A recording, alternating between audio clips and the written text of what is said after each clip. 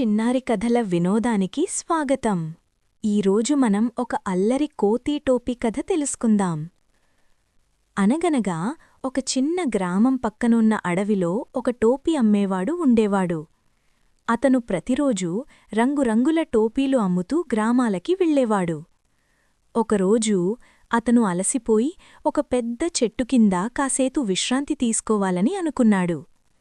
టోపీల బుట్టను పక్కన పెట్టి చెట్టు నీడలో నిద్రపోయాడు.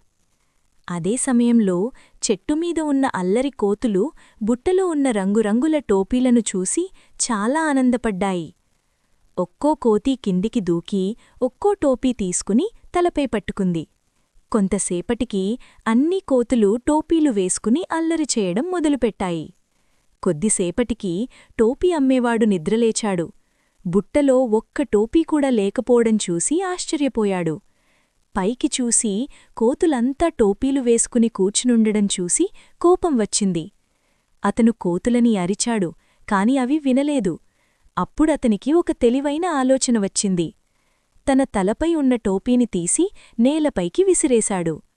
కోతులు అతన్ని చూసి వెంటనే అతన్ని అనుసరించాయి. అవి కూడా తమ టోపీలను ఒక్కొక్కటిగా నేలపైకి విసిరేశాయి. టోపీ అమ్మేవాడు ఆనందంతో అన్ని టోపీలను సేకరించి బుట్టలో వేసుకుని సంతోషంగా తన ప్రయాణాన్ని కొనసాగించాడు. ఈ కథలోని నీతేమిటంటే, తెలివిగా ఆలోచిస్తే పెద్ద సమస్య కూడా చిన్నదైపోతుంది.